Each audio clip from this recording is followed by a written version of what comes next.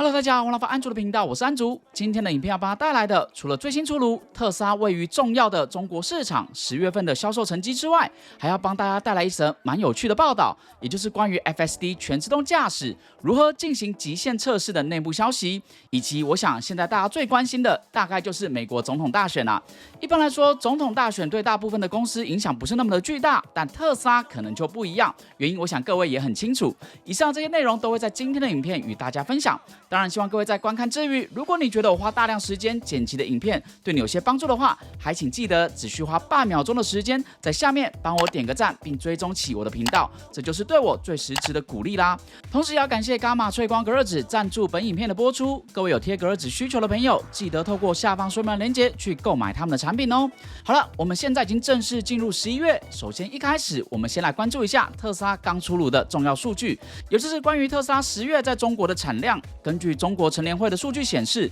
特斯拉在10月于中国总共交付了68280辆的电动车，这数字与去年同期10月相比是下降了约 5.3%， 但与第三季末的9月相比，更是大幅滑落了约 22.7%。当然，一般来说，季末的销售成绩会比季初更火热，这没什么好意外，但差距超过 20%， 似乎还是有点巨大的。其中，在中国国内的销量超过了4万辆，剩下的则是出口到海外市场。有趣的是，在中国国内的销量跟去年同期相比，却是增长了 41%。由此可见，零利率依旧是非常有效的促销。而在中国销售的这4万多辆电动车中 ，Model Y 就占了超过36000辆，表示即便 Model Y 改款在即，靠着车型的优势，依旧还是特斯拉目前最畅销的车种。所以我更相信，在改款推出后，能够带起一股销售的热潮。不过在之前的影片跟大家提过，特斯拉如果要与去年的总销售成绩打平，现在的第4季至少得要售出51.5万辆的车才有办法。大家应该都还记得，今年第3季特斯拉能够获得不错的交付量，主要也是归功于中国市场带来的亮眼成绩。但10月在第2大市场的中国，已经确定缴出不尽理想的成绩，可以说要达成这个目标的难度又更大了。尤其纵观整个中国电动车市场，特斯拉的主要竞争对手包含了比亚迪、小鹏，甚至吉利汽车，纷纷在10月刷新销量的最新纪录。其中，比亚迪在今年第3季的营收更是首度超车了特斯拉。不过，特斯拉于第3季再度取得惊人的获利能力，虽然营收被超车了，但净利润的部分，特斯拉依旧以22亿美元高过比亚迪的16亿美元的净利润。所以，这绝对是特斯拉未来能够继续发挥的武器。但也由此可见，中国市场的竞争有多么的激烈。不过，在表现意外出色的第3季财报发布后，紧接迎来的算是一个坏消息的交车成绩。今年特斯拉到底能不能够达成与去年至少持平的181万辆交车目标，又再度蒙上了一层阴影。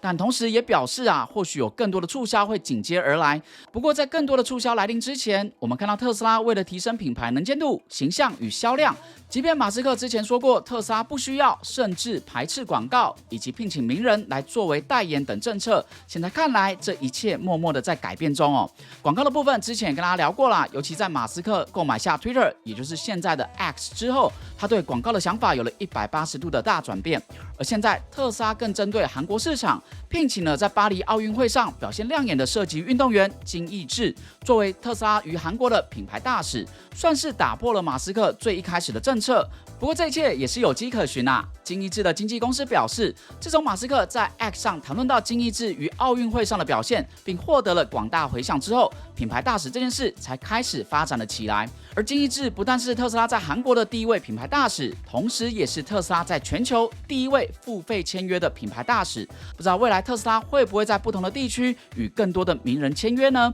我个人是还蛮好奇的。在过去，特斯拉最好的广告名人就是马斯克本人，而且还免费。但离开了美国市场，或许找当地的名人代言，效果会更好，也不一定哦。尤其在韩国，算是非常支持本土品牌的国家。特斯拉以一间外国车厂而言，靠着 Model Y 拿下韩国上半年最畅销进口车的殊荣，但其实也就是1万多辆而已。所以我们就看看找金义智代言后，特斯拉在韩国的销量会不会有明显的改变。各位观众，如果特斯拉在你所在的地方要找个名人代言的话，你们觉得谁最适合呢？欢迎大家可以提供你心目中的人选，搞不好未来会成真也不一定呢。不过特斯拉在未来到底能不能够成功，卖车数量只是其中一小部分。许多人认为特斯拉是一间科技公司，因为 FSD 全自动驾驶才是特斯拉的核心价值值所在。马斯克自己也说过，特斯拉的价值正决定于他们的 FSD 技术。关于这一点，我个人是非常认同的。而现在我们看到特斯拉似乎全力压注在即将推出的 Cybercab 上，感觉离真正的全自动驾驶好像就只差了临门一脚。但身为已经体验过他们 FSD 好段时间的我来说， FSD 虽然大部分时间表现都很良好，但时不时总会有些意想不到的地方，还是需要人类接管。但免费驾驶对电脑的信任度不同，我始终觉得到底 FSD 极限在哪这件事，从来就不应该是付费购买的消费者应该去测试的。我相信特斯拉也没有这个意图啊，因此在启用 FSD 前，他也会不断提醒消费者，以前是需要手实时握着方向盘，现在则是要求驾驶紧盯路况。测试 FSD 极限这件事，应该是特斯拉的责任。很碰巧，就在前几天 ，Business Insider 的一篇报道证实了关于特斯拉 FSD 极限测试的一些内幕消息。之前我们曾分享过特斯拉有付费在招聘测试驾驶员的消息，现在 Business Insider 在采访了9名特斯拉的测试车手后，发布了这份采访内容。我个人觉得还蛮有趣的，文章有点长，我截录重点部分跟大家分享。各位有兴趣的朋友，我把原文的连结放在下方的说明栏里。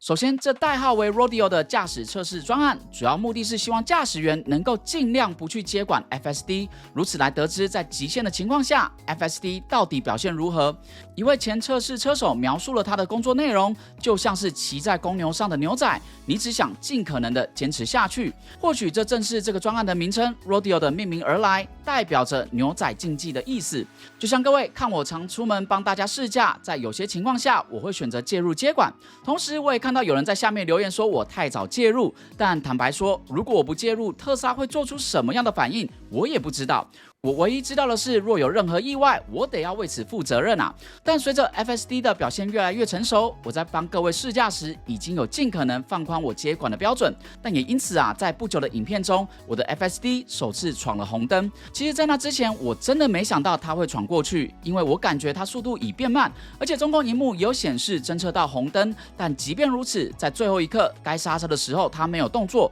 我基本上已经来不及接手，它已经闯过去了。但依照我平常的驾驶习惯，若没有录影的话，在那样的速度之下，我很有可能在10公尺前就已经踩下刹车了。但同时，我们也没办法验证 FSD 最终到底会不会闯这个红灯，所以这时这些测试驾驶员的存在就显得格外重要了。这些驾驶员表示，在测试过程中，即便 FSD 出现错误，他们也会让 FSD 继续驾驶。他们存在的目的只有在避免撞车，其他 FSD 不管是闯红灯、不适当的转弯，或者未遵守规定的驾驶，只要在不撞车的前提下，主管都鼓励他们尽量避免接手。当然，这一切的过程也都会成为 FSD 成长的养分。其中一位司机形容啊，在经过8个小时的轮班后，整个肾上腺素可以说是打到最满，他感觉一直在严重错误的边缘游走着。有一位驾驶形容他的工作内容，他曾经遇过 FSD 距离骑脚踏车的骑士不到3英尺，当时的速度之快，让那位骑士甚至跳下自行车，而他最终也是紧急踩下刹车，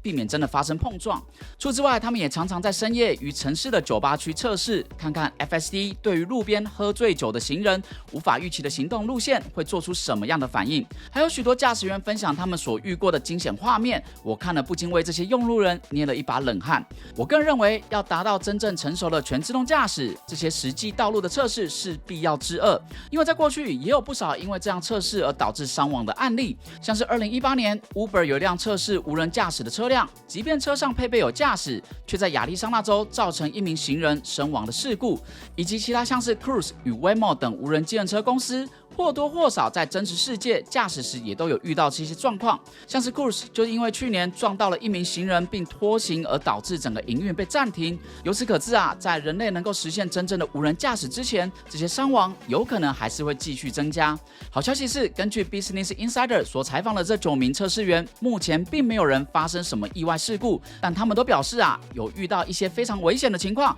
而且其他的用路人并不知道他们正在测试当中。不知道各位观众怎么看待这篇报道呢？我个人认为这样的测试绝对有其必要，因为这不可能是交由消费者来做。其实说真的，特斯拉的车主们已经帮特斯拉收集了许多的数据了，而这样的极限测试，其他的无人自驾车厂像 Waymo， 他们是采用封闭道路与假人的方式来做测试 ，Cruise 则是封闭道路与真实世界并行，但在真实世界里，测试驾驶被要求一旦脱离路线就要马上进行干预，而特斯拉也是会先进行封闭道路的测试，但在实际上路测试时，根据 Business Insider 的报道，测试员只是被要求尽可能撑到最后一刻才接手。所以每间车厂对极限测试的方针都不太相同，但可以想见的，在公共道路上做极限测试的风险是更大的，尤其当有可能会危及到其他不知情的用路人时。但很遗憾的，这也是能够最准确的知道自动驾驶系统到底能不能够安全的在公共道路上运行的最好办法。听起来是不是有点矛盾呢？但我个人希望至少特斯拉能够在测试车上有明显的标志，至少让车辆周围的人知道这辆车有可能会做出一些超出常人的反应，即便现在几率看起来是比以前更少了。不知道各位观众怎么看待特斯拉这种极限测试的做法？像是主管会希望测试员能够在没有事故风险下放手让车辆闯红灯等等的方针，你们觉得这是否会有道德上的争议？还是你也很希望成为测试者的一员呢？欢迎大家可以在留言区分享你的想法。不过现在我想大家最关注的可能不是特斯拉的自动驾驶到底能否成功，而是这部影片上线的这天，也就是11月5号的美国总统大选。由于马斯克选择与共和党的川普紧密连结，连带的这一场美国总统大选的结果，也可能对特斯拉周三的股价带来重大的影响。在我现在录影的当下，选举的前一天，选情依旧可以说是非常焦灼。最后的关键大概还是要看这几个摇摆州了。当然，马斯克之前在这些摇摆州，尤其以宾州为主，下了不少的功夫。之前也跟他分享过，他向这些摇摆州的选民每天抽出1名100万美元的乐透得主，抽奖资格只要选民有登记，并且承诺支持美国的言论自由与枪支使用相关的宪法修正案。我在之前也说过不知道这是否会有影响选民的疑虑。果不其然，很快马斯克就因此遭宾州的检察官起诉，认为马斯克此举等于是在营运非法乐透，并且企图影响选民，违反了宾州的消费者保护法而起诉而马斯克一方则认为这应该是属于联邦介入的层级，但就在这几日，宾州的联邦法院驳回了马斯克方的要求，将此案退回到宾州法院来继续审理。当然，最终判决结果出炉时，美国总统已经选完了，但由此可以看出，马斯克确实是 all in 川普，最终能不能够如他所愿，再过几个小时后，我们就会知道答案喽。但不管最终是谁入主白宫，其实对特斯拉是好是坏都还很难说。普遍来说，民主党继续执政的话，现有的联邦补助应该就还能继续。但由于马斯克倾尽全力的支持川普，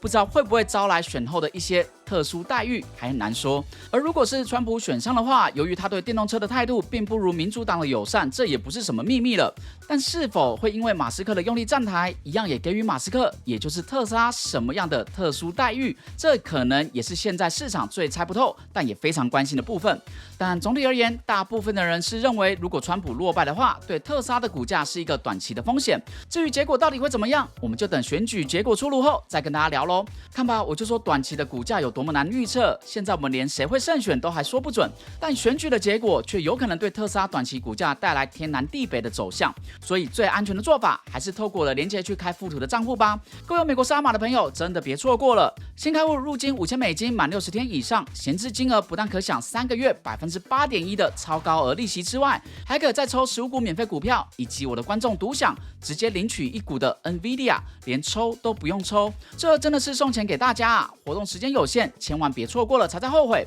连结我已经放在说明栏以及留言区置顶，有资格领奖的朋友赶快申请起来。最后也感谢所有看到这边已经帮我按赞与追踪我频道的好朋友们，我们在下次影片再跟他聊更多有趣的话题。感谢你的收看，我们下次见，大家拜拜。